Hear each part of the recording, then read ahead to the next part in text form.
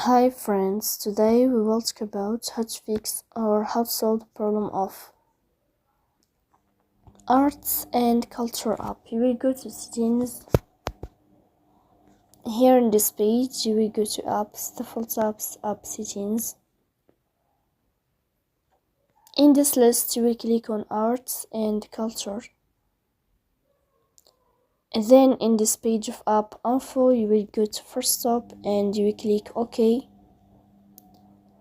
After that, you will enter to the window of storage. Here we click on clear cache.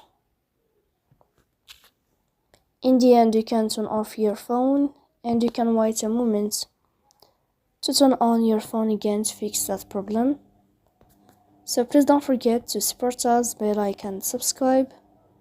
See you next time in another video.